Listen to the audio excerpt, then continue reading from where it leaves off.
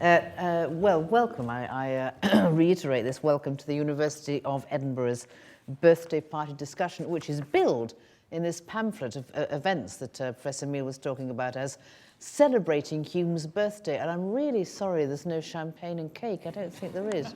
However, we will certainly have an accessible, interesting and fun hour, I know, because there is so much to talk about. And these four speakers approach Hume from different perspectives, as you'll hear. This is not, I assure you, going to be a reverential and hagiographic hour, but it will draw on the wisdom of these four people to enable you to leave here, and I've been told that will be at 7:20 at the latest, more enlightened about the man whose reputation has drawn you here this evening. So let me introduce them. Beside me, Dr. Nick Phillipson, who's Honorary Fellow of History here at the University of Edinburgh.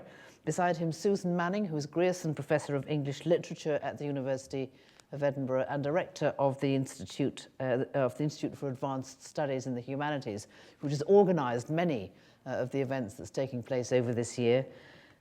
Beside her, Dr. Peter Millican, who is a Gilbert Ryle Fellow and Tutor in Philosophy at Hertford College, Oxford, and also the alumni David Hume Fellow at the Institute, of which Susan's the director, and beside him, Richard Holloway, who is an author and broadcaster, and one time many things, including the Bishop of Edinburgh.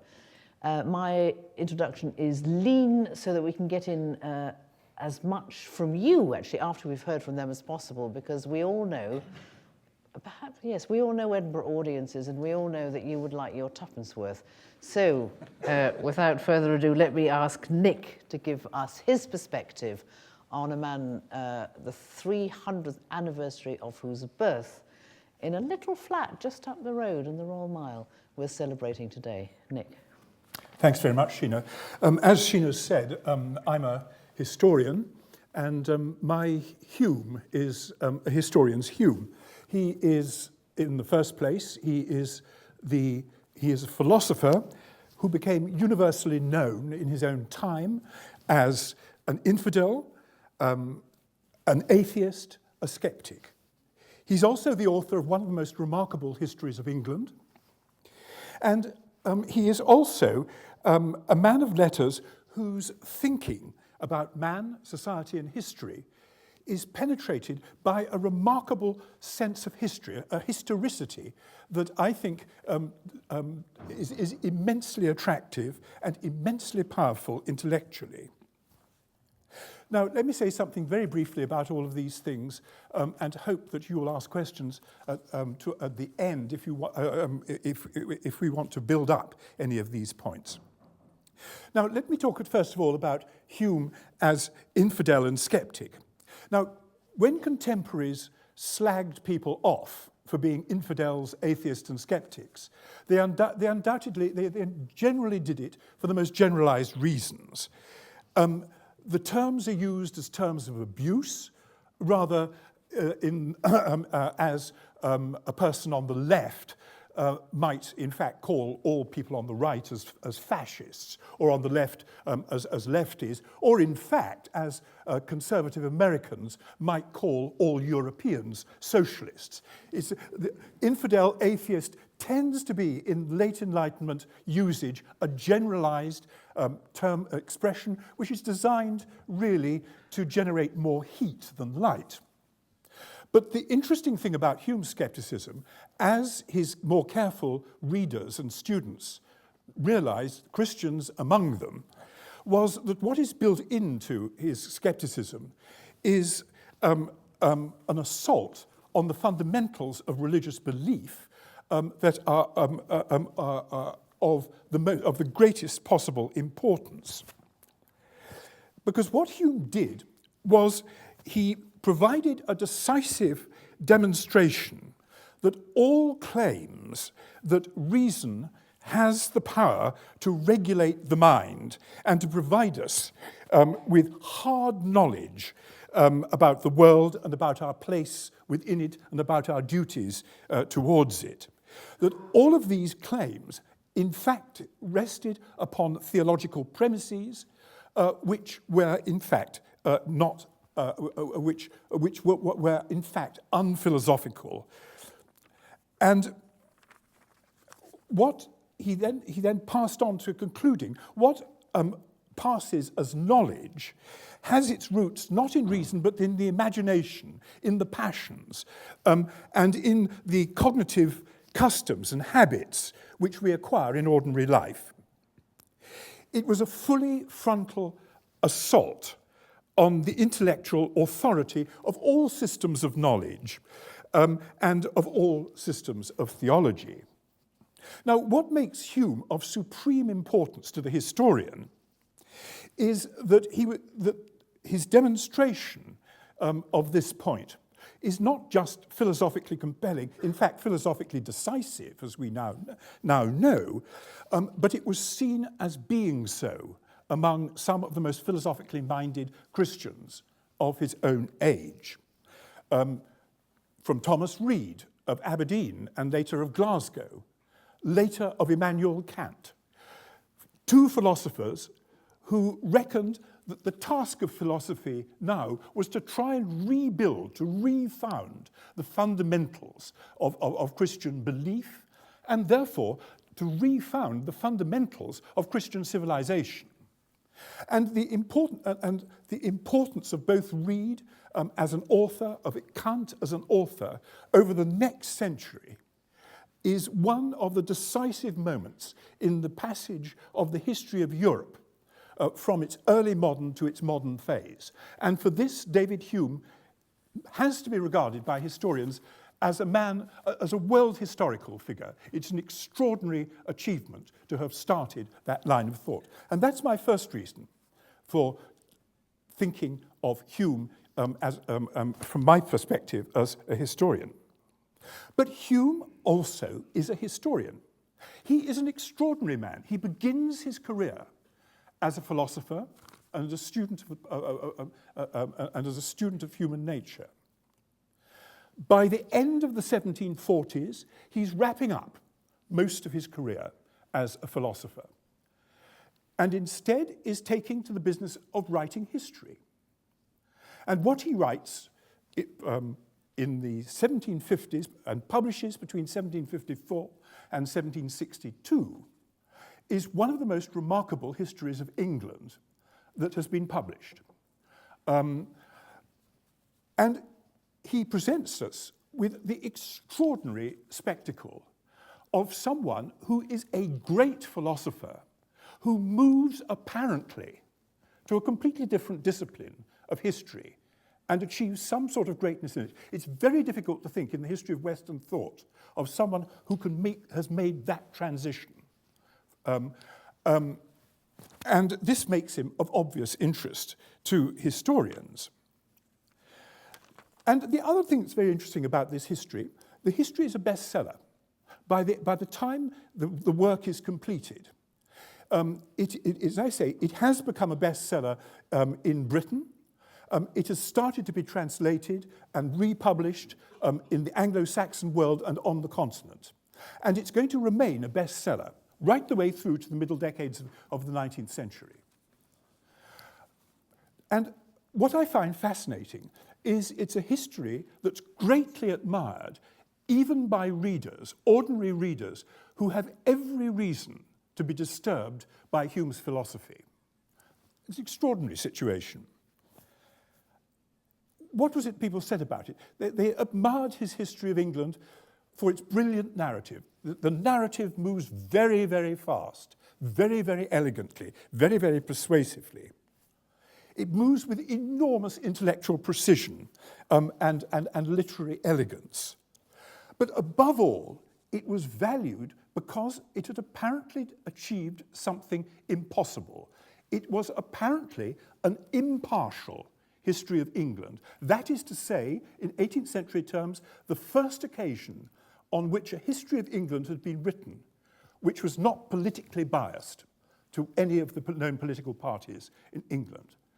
And that capacity for impartiality was one that people found really quite extraordinary.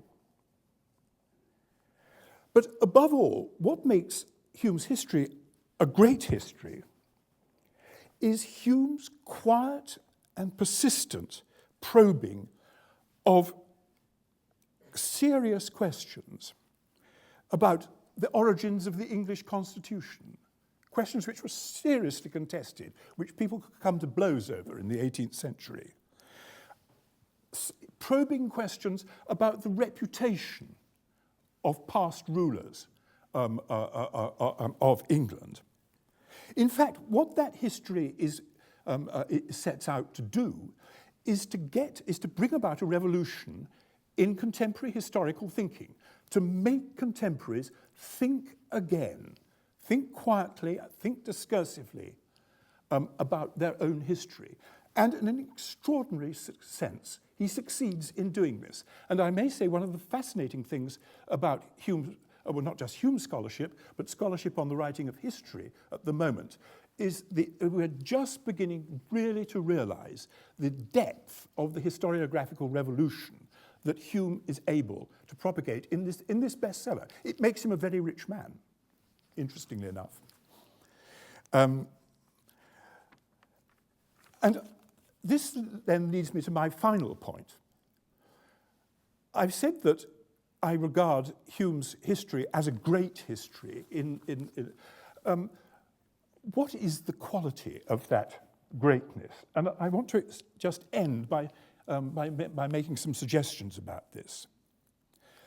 I think its greatness, and Hume's greatness as a student of human nature and a student of human history, is what I would call the historicity of his thinking about humankind about its history. And I think it's this sense of historicity that forms a bridge between Hume's philosophy and Hume's writing of national history. And let me explain what I mean by this. Let's go back to Hume as someone launching a devastating assault on claims about the power of reason. It's one thing to demolish claims that reason had the power, in fact, to provide us with an ordered and orderly view of the world. But if you dismiss those claims, you raise the question of where does that sense of cognitive and moral order that all of us possess to a greater or lesser degree, where does that come from? And a lot of the most fascinating parts of Hume's writing are where he goes into this question. And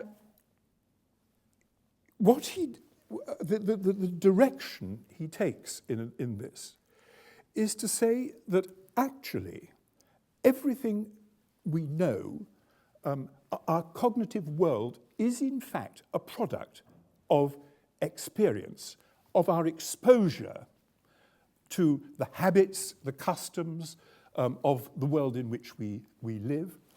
And it's therefore necessary for the philosopher to develop an understanding of how it is that human beings acquire the cognitive skills that allow them to function as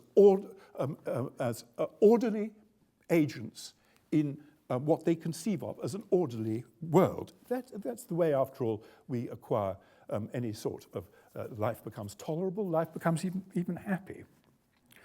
Now, the point about this was that it allowed Hume to conclude that if we want to understand the principles of human nature and the structure of beliefs, this enormously complex web of beliefs which furnishes us with our understanding of the world, then in fact you are engaged at one level with a sort of autobiographical exercise.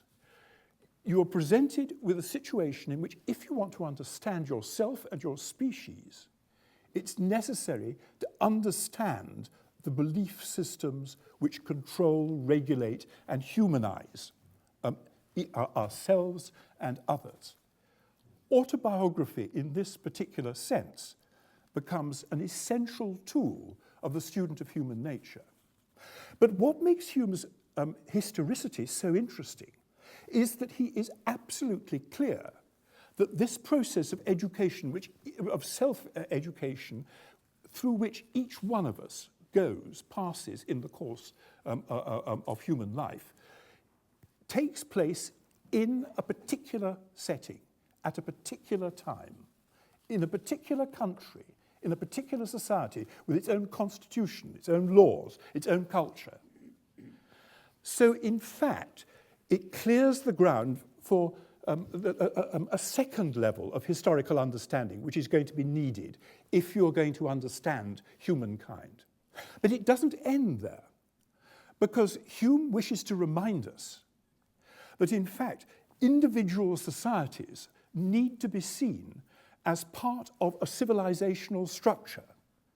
Western society, for example, needs to be seen as a whole, as a civilization whose organization is deeply dependent upon the distribution of property and those forms of experience that arise out of it.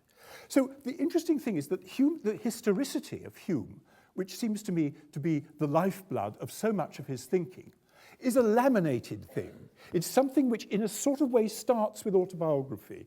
It implies an engagement with the study of the society to which you belong and in which you have raised yourself. And it also implies that you see that society in its wider civilizational context. It's a deeply laminated sense of history that Hume has. And what I think is so interesting is the way he deploys this very, very sophisticated, very powerful form of historicity as he asks us to address, as he did with his own contemporaries, the political world of the 18th century and earlier, as he asks us to address the sort of problems of morality, of justice, of morality, and all the rest of it. He wants us to start thinking in these terms, and he does so really very quietly, very persistently, and very persuasively. And it's with one exception, and one exception only, and that is when he starts to turn on the role of religion in shaping the mind. And there Hume loses his cool, he loses his elegance. It's all very controlled, but nevertheless, it reminds you right from the beginning to the end of Hume's career that Hume is one of the most powerful critics of Christian civilization that the Enlightenment or we know. I find all of this fascinating intellectually. I find it deeply sympathetic as a reader of Hume. And happy birthday, Hume. Thank you. Thank you, Nicholas.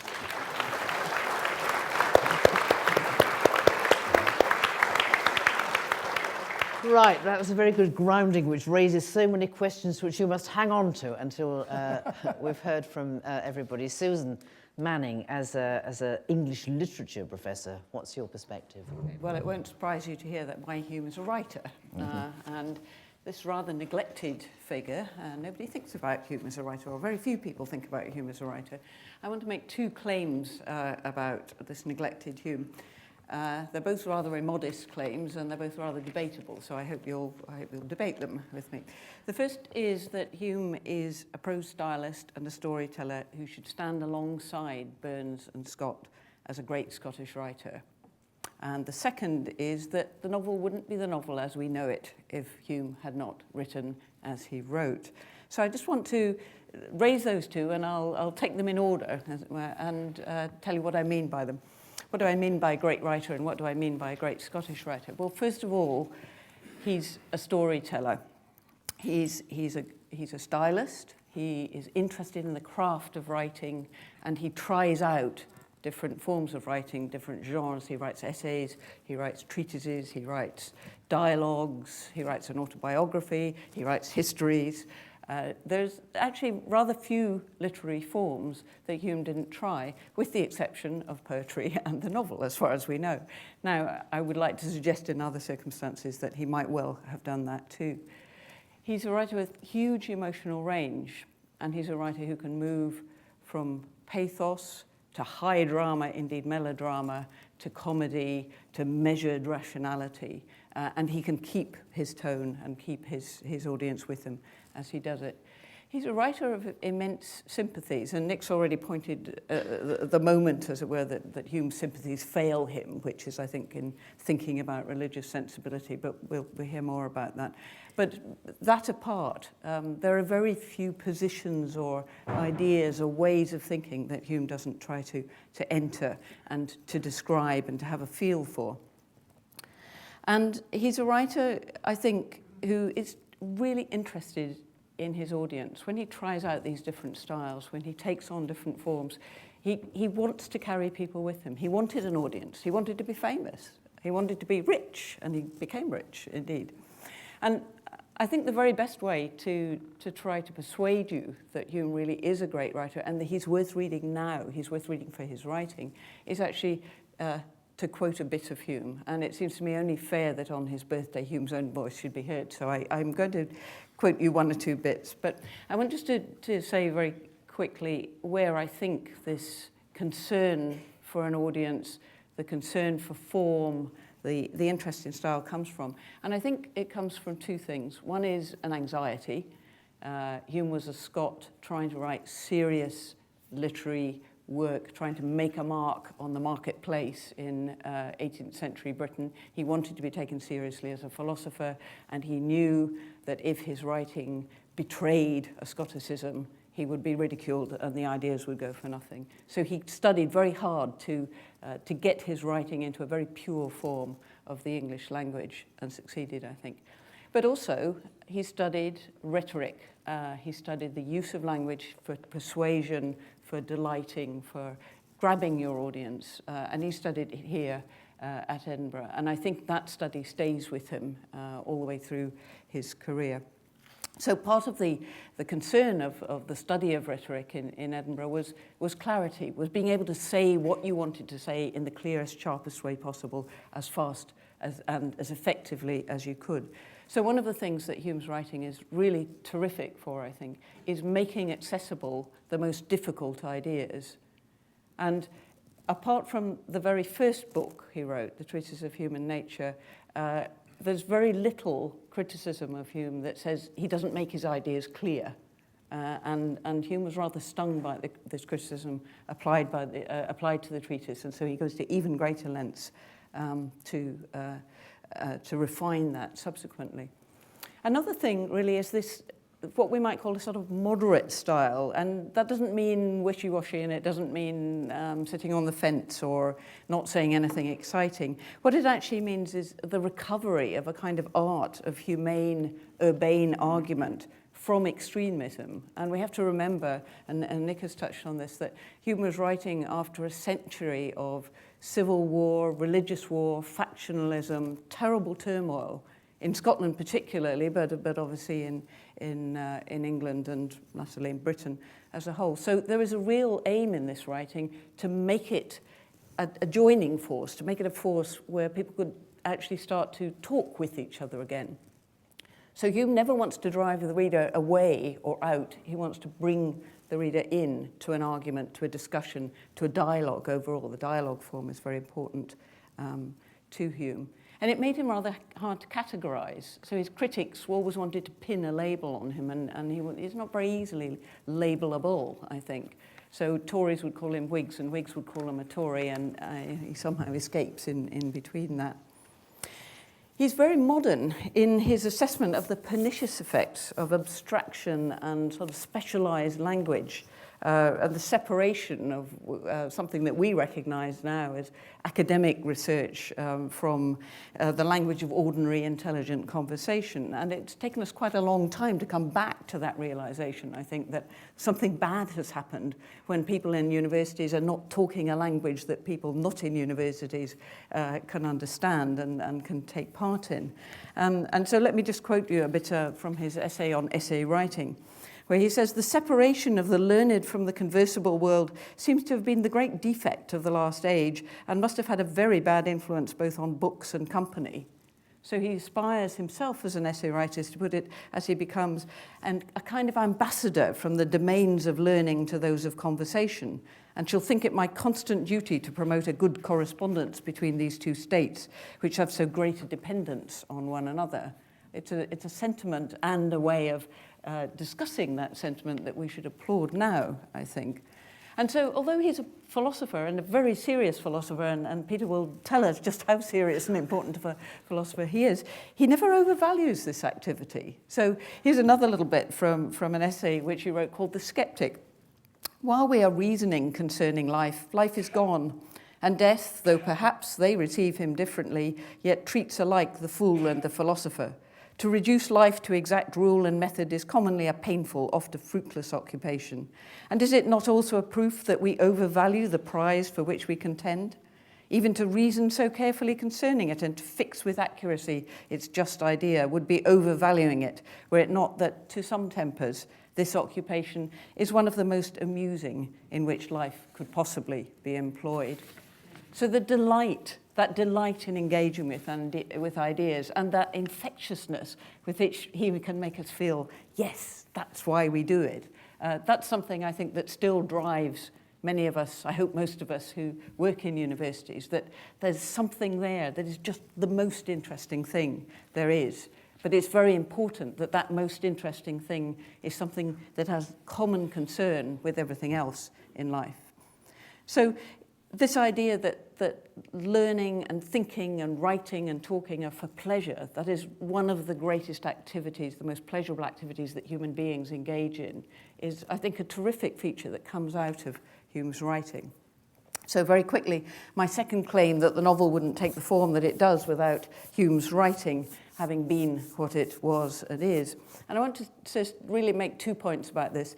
The first is one about narrative, and really the great narratives in Hume's writing come in his histories, and Nick has talked about this. So I'm not going to say anything really much more about that, except that one of the ways in which Hume focuses narrative is through characters who drive historical change, or who inhabit historical change, or who are the victims of historical change. It's the people in these situations, in these times, who become the focus. So he's rightly known as a great creator of historical character, his Mary Queen of Scots, or his James V. I mean, hugely important characters for a novelist, obviously, most obviously Scott, following him as a historical novelist. And the second is also about character, but it's about interiority. It's about carrying the psychology of character further into writing about what it's like to be a human being, into writing consciousness out.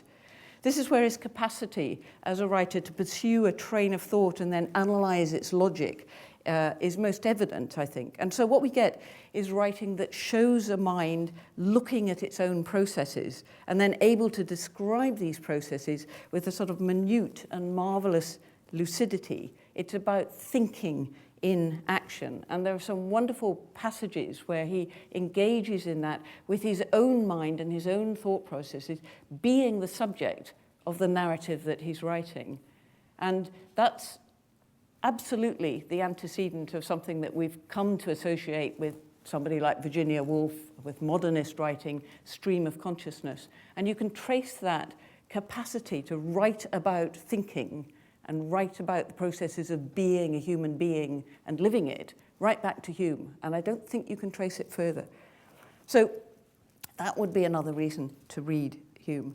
And his capacity to produce sort of rhetorical histrionics as a way of rescuing positions that look unsalvageable and then turn them around and make you laugh at him and them, again, just reminds you that this is all a game, but it's a game in which the stakes are very high because it's a game in which about being human.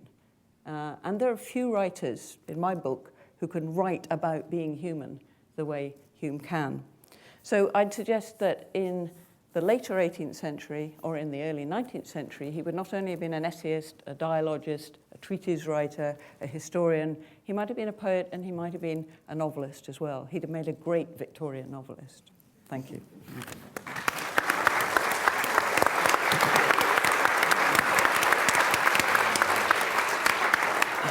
Thank you very much. Very interesting. So we're incrementally building a portrait of a complex pioneer who, of course, was living and working in the first half of the 18th century in not just a brave but a very challenging new world in Scotland. Peter Millican, add a layer to it. Tell us about his contribution to philosophy. Right. I feel I've got a very difficult challenge here because Hume is so widely respected as a philosopher in lots and lots of different fields. I think it's fair to say, probably, that he is referred to more as a living philosopher in academic journals now than any other classic philosopher. So there are lots of philosophers in epistemology, that's his theory of knowledge, in philosophy of science, in moral philosophy, in aesthetics, refer to Hume, discuss Hume's position as living positions. Now, just last week, actually, I was writing a paper on why this is so. Why is it that a philosopher after 300 years can still be alive in that sort of way? But unfortunately, that paper was extended to about 15 pages. So I better not... I mean, you can see almost anything that I say now could easily be expanded to fill the whole time. So I'm going to try to be very disciplined and simply give you some bullet points to explain why I think Hume is such an important philosopher and what I, as a philosopher, get out of him. First of all, he's very ambitious. He wanted to discover the truth about life, the universe, and everything.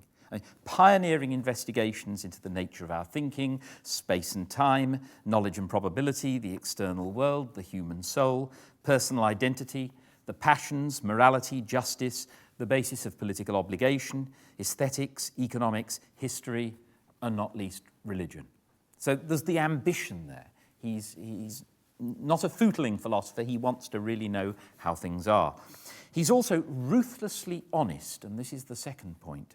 He's not satisfied with easy, comforting answers. He wants the truth, even if the truth is that there's precious little that we can know. And I think this is illustrated at a very young age by his attitude to religion. He wrote a letter to Gilbert Elliot in 1751 saying that it's not long ago I burned an old manuscript book, wrote before I was 20, which contained page after page the gradual progress of my thoughts on religion. It began with an anxious search after arguments to confirm the common opinion. Doubts stole in, dissipated, returned, were again dissipated, returned again, and it was a perpetual struggle of a restless imagination against inclination. It's not that he started out wanting to be an unbeliever. He just ruthlessly looked at the arguments and followed them where they led. And that spirit is very much in his philosophy. Third point, he wants to make this very clear. We already heard about him as a writer. Beautifully elegant and clear, even when expressing very, very difficult ideas. And ideas which we as philosophers struggle over, trying to tease out exactly what he was getting at, trying to explain to ourselves in modern categories what he was saying so that we can more precisely see the things that he was gesturing towards. And his writing, it's not only clear, there's also this lovely elegance and humour. He brings humour, particularly if you read, say, the dialogues concerning natural religion, his last brilliant work, talking about the arguments for the existence of God. And the humour there is magnificently effective. You see these revered arguments that have been given such respect over the centuries, and he's laughing at them. And that, it's like the little boy who looks at the emperor and says there aren't any clothes on. You see the arguments stripped bare of all that respect, and we're laughing at them and realising that some of them are indeed risible. Fourth, he's got a fierce logical insight. He will follow trails, see where they lead, without distraction. So he sees connections and he identifies problems which many of us would simply overlook. And he teases away at them and digs and finds all sorts of things. So our thought, even today, is hugely enriched by following that trail. Now, I've said this kind of thing leads him often to very difficult, sceptical conclusions. He won't go for the standard comfortable answer. He looks beneath, finds that our assumptions aren't justified, and we end up with what looks like a very sceptical position. But here's the paradox. He's not actually fundamentally a negative philosopher. He's commonly thought of as such, but that's because he's pricking all the balloons that tradition has given. So if you come to Hume thinking that human reason is some sort of godlike insight into the way things work, and Hume tells you it's not, then you think of him as a big skeptic. But in fact, he's got a positive message, and the positive message is we know what we know through experience. If we want to know about the world, we have to base our beliefs on experience. And he builds a human science on that basis, an empirical science finding out about how we work. And one of the most important things he finds out about us is how we learn about the world. And his message there is the only way we can actually function to learn about the world is by a sort of habitual assumption that things will go on in the future as they have in the past, what we now call induction. But he says there's no kind of godlike insight there. When we make the assumption that what's happened in the past will continue happening in the future, we're just like animals, really. There's no logical insight there. But notice that's both a skeptical and a positive message. The skeptical is we're not quite as clever as we thought we were. The positive message is that's how we can do science. And we can find out lots of things about human nature.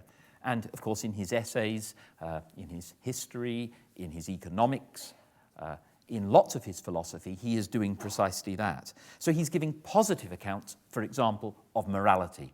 It's not based on religion, but he's got a positive account of it, and it has important implications about what counts as a moral virtue. His philosophy, as I've said, is very down to earth.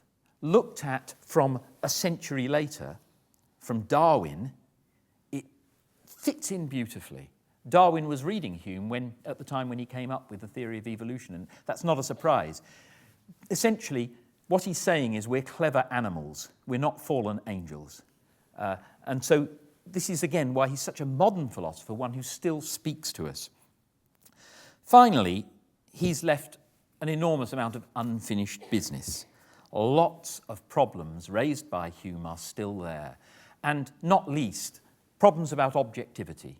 I mean, Hume undermines the traditional basis for lots of beliefs, but he still thinks there is objectivity in our beliefs. Both in science, he thinks there are good ways of doing science and bad ways, and he's very critical of pseudoscience, sophistry and illusion. He would be undoubtedly extremely critical of New Age stuff and that sort of thing. So he's very anti-superstition. But he thinks science is possible. Do it in the right way. But there is a question how we can justify that, how can we see that as objective in the light of his criticisms. Likewise, morality and aesthetics. He thinks there are rational ways of thinking about morality and about beauty. He thinks we are able to get a kind of objectivity there. And philosophers still are trying to grapple with this, to make sense of a world in which the assumptions that Hume was challenging have now largely been blown apart. We're still trying to build things up in a Humean way to give an alternative account of all those things. Thank you.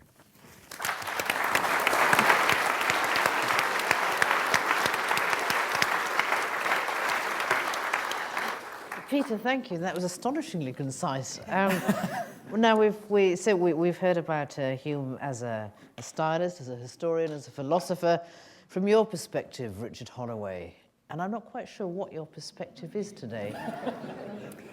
Well, my perspective is that of a man whose life's project was undermined by this gentleman, because I was a professional religionist all of my life. And I resisted reading Hume. I don't know as much Hume as I've fallen among scholars here. I'm not a scholar, I'm just a beaten-up old preacher. But what Hume did to me was to help me finally interrogate the religion that I'd given my life to. And he said one thing in particular that undermined one of the ways I hold religion, because I still think of myself as a religious person. He said, generally speaking, the errors of religion are dangerous. Those in philosophy are only ridiculous.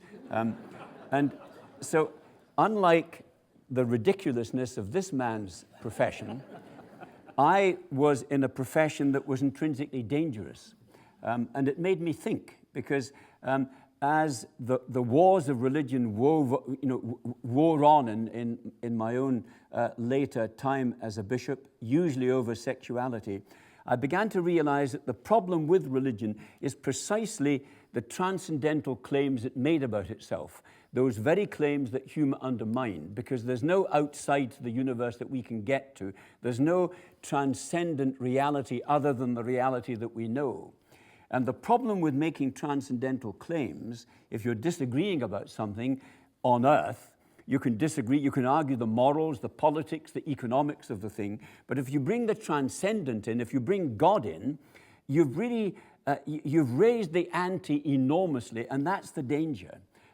Because if you disagree over the status of women, say, you can argue about that. But if you happen to believe that God is down on women and up on men, then you really can't work to an agreement at all. And what the effect this had on me was to make me more and more aware that religion was in fact a human construct, a work of the human imagination. And I think very often a very beautiful thing, a morally very encouraging thing. But once you see it as a work of the human imagination, a work of art, then you have to interrogate it and use it differently.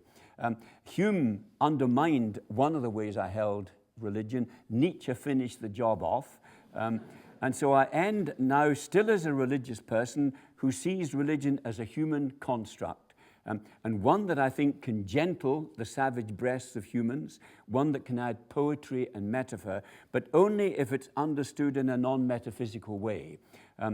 I would finally say that I think we need a dose of benign Humean skepticism about the debates in religion at the moment, because I think a lot of the neo-atheists he would not like either, because they're just as transcendent and fierce in their claims as the people they oppose.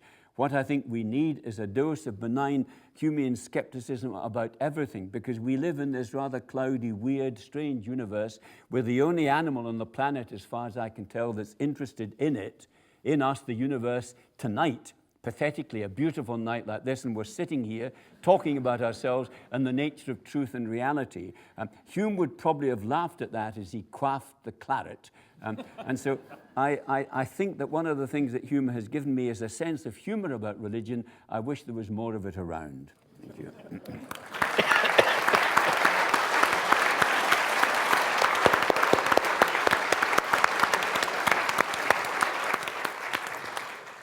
I think we'll have the lights up straight away. I'm not going to exercise chairman's privilege unless you oblige me to and dominate the questioning, because although we've touched on many facets of Hume's life and work, there are many more that we haven't even touched on. So is it possible to excuse me, can I just recommend Beecham's All-in-One if you've got this cold?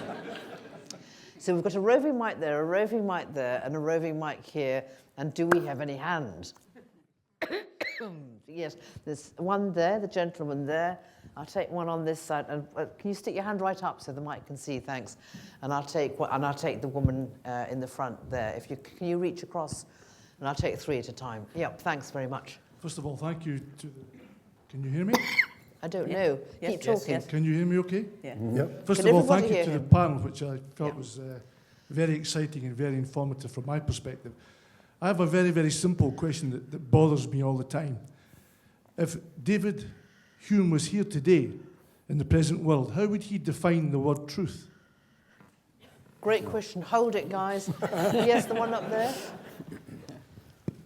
I had a question for our first two speakers tonight, but before asking it, I think I should thank everyone for their contributions, because it was marvelous. Thank you. And so, I wondered if you had divergent opinions on whether David Hume was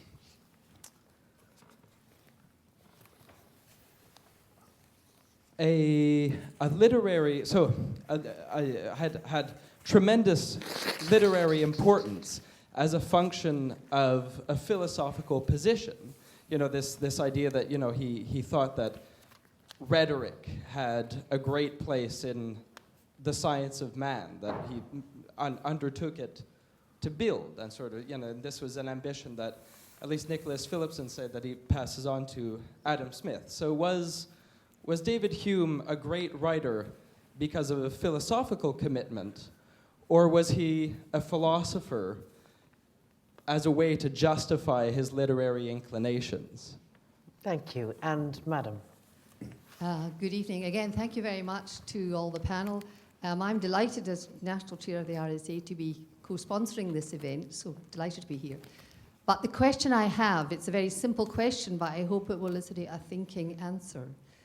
And it is, can you describe in one sentence how Hume, in this modern day and age, would affect the gross national happiness of modern Britain? Right, those are all very interesting questions. Shall we start with the one up at the back, Susan and Nick? And if you want to add on the gross national happiness and the truth, that's up to you. Well, actually, maybe the answer, or an answer, to those two questions might not be a million miles apart, just to throw something out. That is, when you ask about did the great writer come first and the philosophy afterwards? Sorry, I'm making a rather crude paraphrase of what you're saying. Or, you know, was he a philosopher who needed to be a great writer in order to get his ideas across? Actually, I think he was someone who worked very hard at the craft of writing. He wanted to become a writer who could be read and understood, and the idea of rhetoric is not flowery phrases. The idea of rhetoric is getting your ideas across in a way that will cause the least ambiguity or misunderstanding or not useful hostility, if you like. It's to try to persuade and to be clear overall. So he works very hard at it, and he works very hard at it whatever genre he's writing in. And the reason, and the reason I think it might connect with the gross national happiness, is that that's the most useful way you can write. It's useless to write flowery language that's simply going to obfuscate. It's not helpful to bash your point home at the expense of making your audience feel small or stupid or irrelevant. He wants to communicate, and he wants to communicate in the most effective way, and because doing something like that is helpful, it's useful in the world. And the gross national happiness thing, I think, you know, there is a sort of argument that says, well, Hume, really utilitarianism as a soulless way of thinking about morality goes back to Hume. I don't think that's right. I mean, I think he's very concerned about a kind of skepticism, for example, that thinks it knows that there is no world outside, or that there is no truth, or even that there is no God. The fool has said in his heart there is no God. Because actually, that's not useful. You can't prove it or disprove it. And what he's interested in is things that make the world go better. And so its usefulness in that sense is an enabling sense, I think. Nick. Can I pick up from where Sue left off? One of the great obstacles to gross national happiness was embodied in what Hume called, contemporaries called, superstitions and enthusiasms. When people's beliefs got locked into sectionalized, hard carapaces, and could in fact either turn you into a superstitious person who depended on others for opinions, or an enthusiast who was being moved simply by the spirit within him, the sort of religion Hume disliked very, very intensely. And I think the connections with rhetoric are that, I mean, a lot of Hume's writing, I think, can be interpreted as stemming from an awareness of the ease with which superstition and enthusiasm could grip a public, in philosophy almost more than in anything else, because philosophy and theology traditionally, and of course those two things shade over to each other in such an enormous degree in the early modern world, that they become trapped in their own language. And that has, in Hume's understanding as a historian, an enormous amount to do with the terrible disasters of early modern history, from the Reformation onwards, the wars of religion and all the rest of it. And so we come back to the claims about rhetoric, and rhetoric which is geared to ordinary conversation. Conversation breaks down under good circumstances. The gross effect of conversation, easy, polite conversation, is to break down, bit by bit, generation by generation, superstition and enthusiasm. It's the conversation sociability is specific against this. And the key to conversation, to sociability, comes down again and again and again to having a practical understanding of rhetoric, of the sort of rhetoric which is rooted in the experience of common life, of a recognizable society and not a particular section of it. Peter, I'd like you and Richard particularly to address the first question, truth. Yeah, sure. I'm just going to very quickly say something on which came first, the philosopher or the rhetorician. The chicken or the egg. Obviously the philosopher. I agree. Obviously, because we have plenty of evidence of Hume grappling with questions about the nature of morality and the nature of religion when he was young. And we have the evidence of the Treatise of Human Nature, the first book of which is not nearly as elegantly written as the later stuff. He's grappling with all those problems. And speaking as a philosopher, a practicing philosopher, when I write things, I try to write them clearly. Now, it's not actually so much that I want to put my ideas clearly across to others. It's I want to get my ideas clear for myself. Because if I can't express them in a way that's clear to others, I'm probably not straight on them. Now, with regard to the issue of truth, how would he define truth? Right, take a look at section 4 of the Inquiry Concerning Human Understanding. There are two kinds of propositions: relations of ideas and matters of fact. Relations of ideas are things that are true by definition, like all bachelors are unmarried, or mathematical truths, like 1 + 1 = 2, okay, and those are true because the ideas work out that way. That's a direct relation between them. And then there are matters of fact, which is everything else. And matters of fact, if they're true, well, that's because they correctly describe the way the world is. There's nothing highfalutin about it. Richard? I don't want to add to truth, it is what is, but I will say something about happiness. Happiness is an epiphenomenon. You won't find it if you chase it. If you forget about it, it might hit you. By which truth remains somewhat elusive. Do you want to say something about truth? No, never mind. On we go. On we go. Yes, there's a hand there. I don't mind who runs to that one. And there's one there for Deepthi. And have we got one on this side? All right, we'll take those two. Thanks. Nicholas, the first contributor, seemed to have some reservations about the quality of analysis of Hume in relation to religion. That's, I think, about the only criticism we've heard of his work. And yet, on the other hand, Richard Holloway found him very convincing late in life. I wonder if the panel would like to comment on this question raised by Nicholas. Yeah, thank you. And who's got the other one? Yes. Given that we're not very far short of the election, could the panel offer their version of Hume's advice to our current politicians in a sadly increasingly secular society governed by soundbite, and what philosophical and other traditional advice he might offer them? Thank you. Yes. Hume did achieve substantial intellectual recognition in his own lifetime, but he never achieved what seems to have been one of his ambitions of being appointed as a professor at the University of Edinburgh, despite having such close connections with the university. Could you please just mention why you think this was? And if you think it was due to some kind of flaw in the selection process, do you think that's now been corrected? Do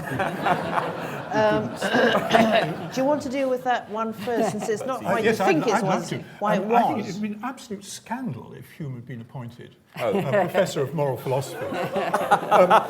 Because the Moral Philosophy chair in all Western universities at that stage was a chair which revolved around a curriculum which was rooted in natural theology. And in fact,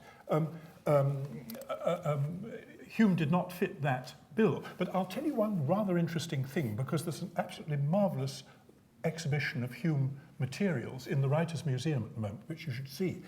And interestingly, there is a scrap. Someone started a biography of Hume just after he died, and went round finding opinions about, little stories about Hume's life. And this manuscript's on display.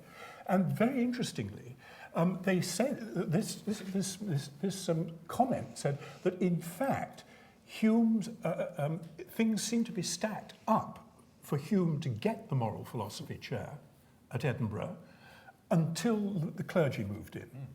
And I've never seen that it mentioned in as hard a way as that. And that is, but it's one of the, I would just say it's one of the extraordinary things about the history of the Scottish Enlightenment, that Hume would be taken as a serious runner for the moral philosophy chair in Edinburgh, even though he didn't get it. And Adam Smith, another non-believer, should have actually succeeded in getting a moral philosophy chair. This in Scotland. Nowhere else in Northern Europe do you find that sort of thing. So that's extraordinary. So I don't think the selection process, whether you think it went wrong or right, I'm not quite sure. You can stack the cards either way. A question about the quality of the analysis of religion. The questioner seemed to think that you and Richard weren't quite. And Peter, did you think they were slightly... which of them was right?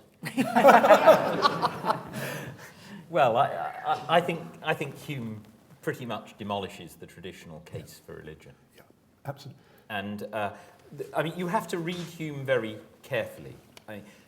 You mustn't take everything that he says as sincere.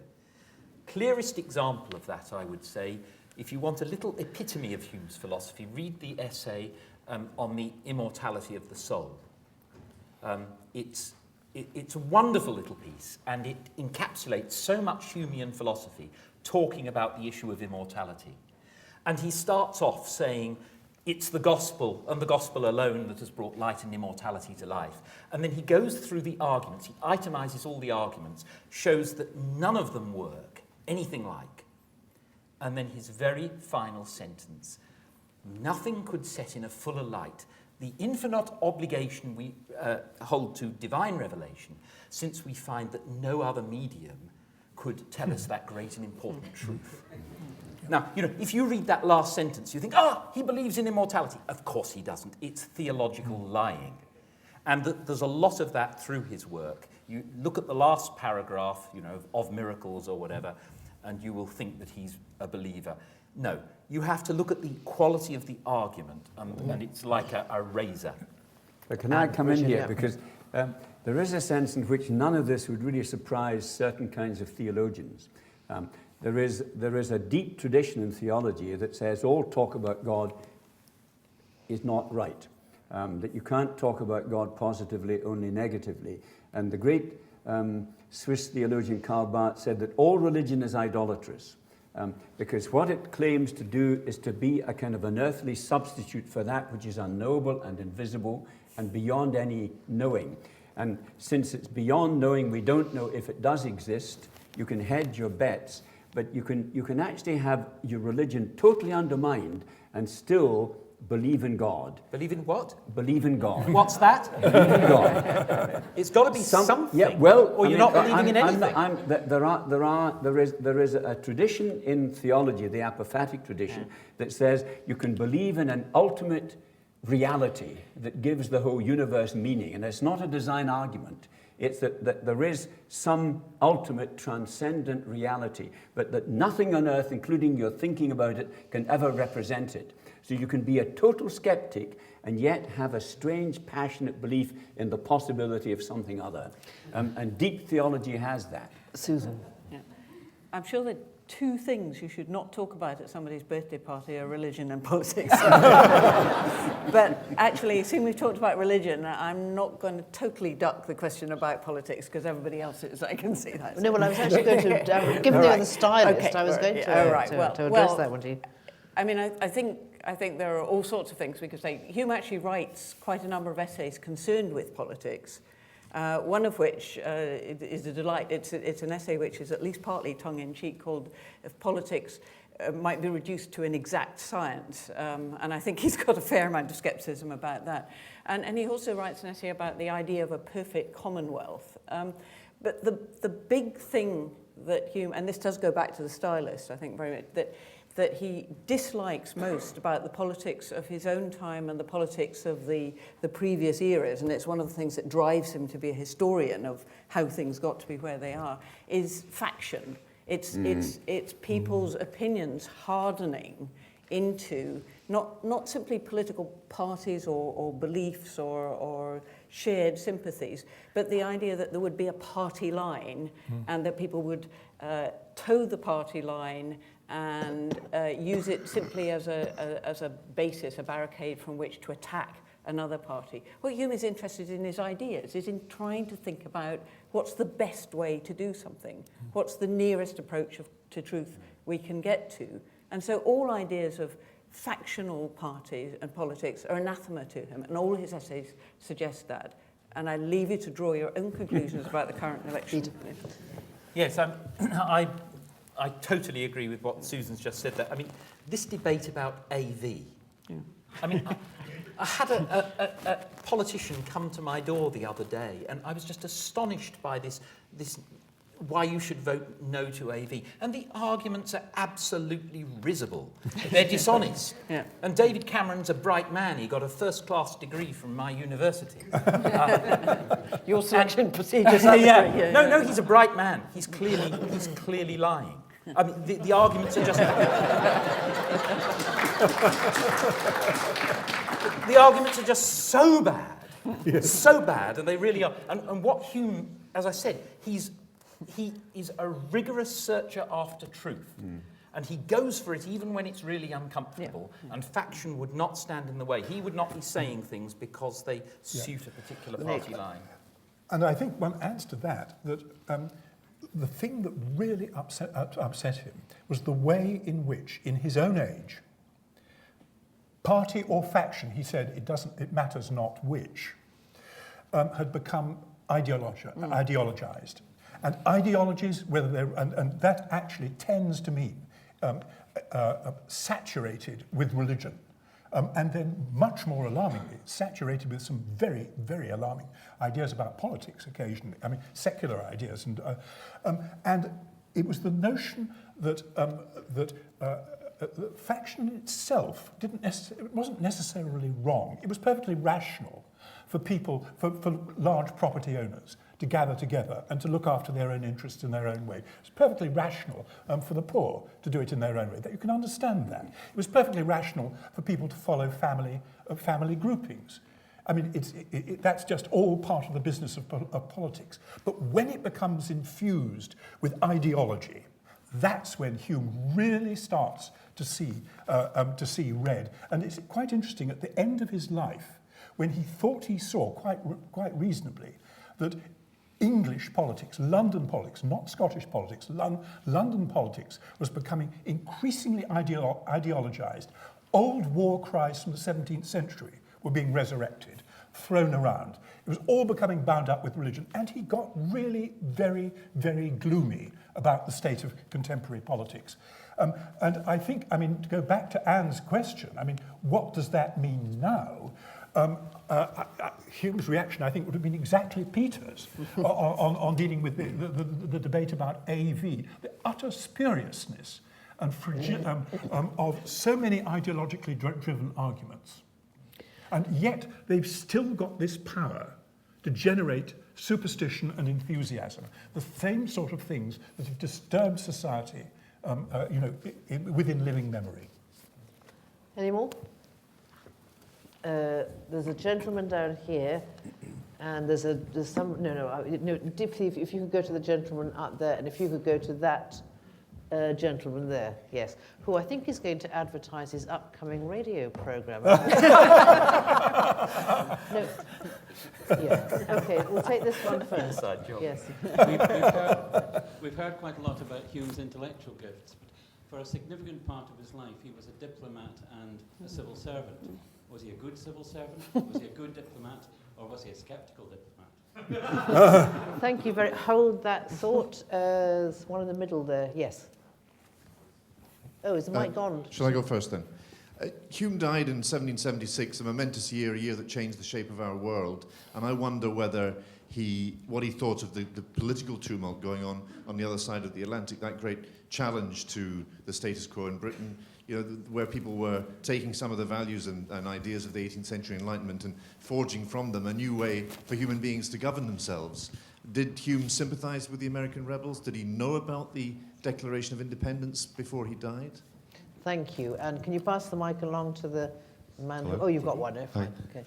I just wondered if that Hume and Nietzsche did such a good demolition job on traditional religion that we might have a gap between what Richard Holloway calls a human-defined art of living and reason, and that maybe as academics we've retreated towards reason and left this art of living as a sort of no man's land.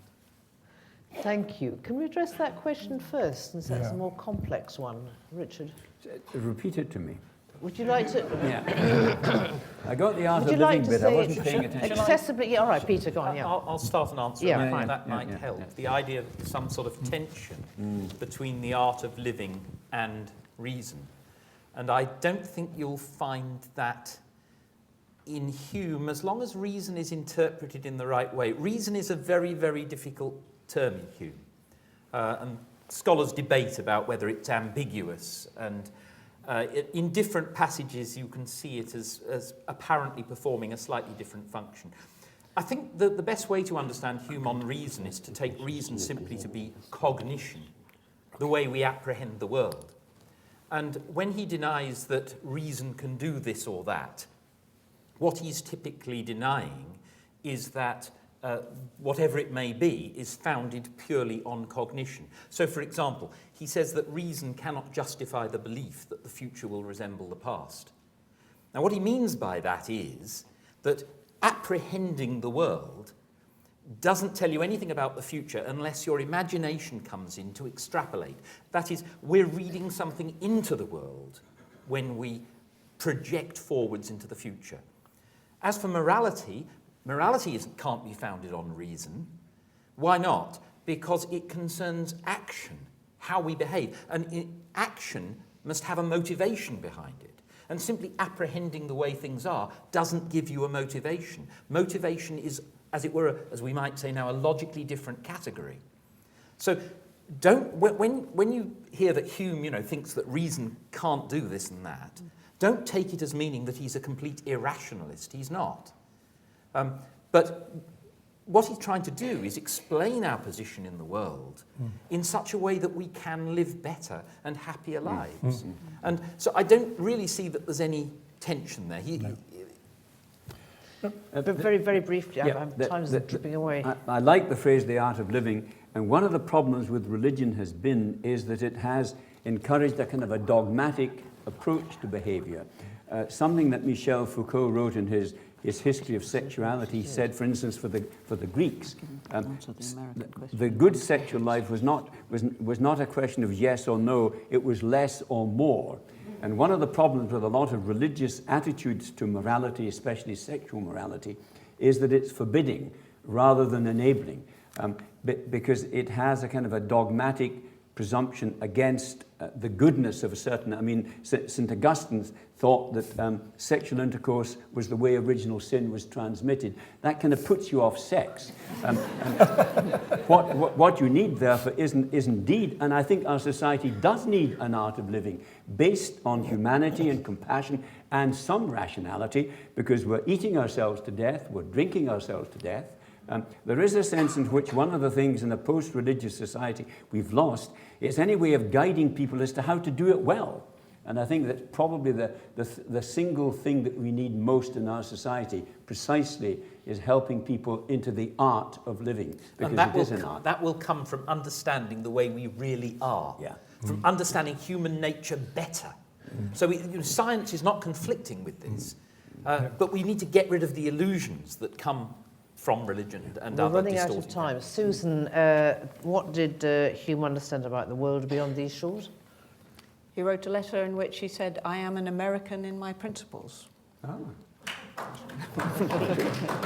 And Nick, how was he at his other? I mean, he was a multi-skilled man. He was a multi-skilled man, and he seems to have been a very good diplomat. I mean, it's an almost 20-year period, I think 18 to 20 years, of his life in the late 1740s to the mid-1760s, when Hume is in and out of diplomacy.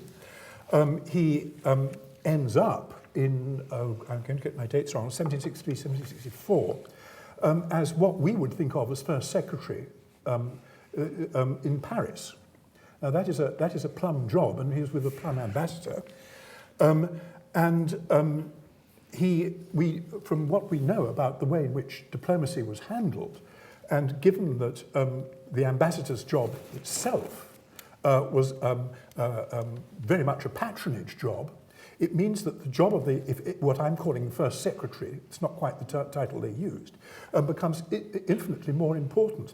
And Hume was a thoroughly professional diplomat, and one of the reasons he died a rich man, I mean, he was properly rewarded for what he did. There's one actually quite fascinating payoff from that. His ambassador was told he was going to be transferred to Dublin to be viceroy there, and then there was a change of ministry and he lost the job. But in the interim, Hume, in fact, was advising the viceroy on the disposal of church patronage. And he took great delight in that. I'm afraid we have to end, so I hope that these clever animals have left you wanting more. And thank you very much, and very happy birthday to David Hume. Yes.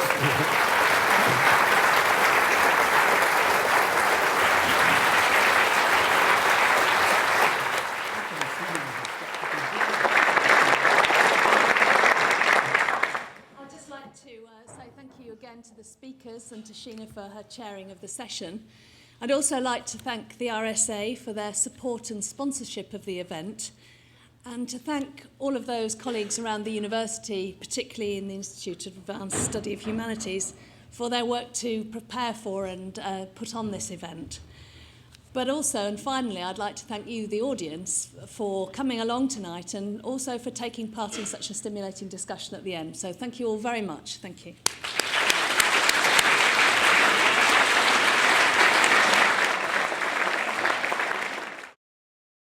This production is copyright The University of Edinburgh.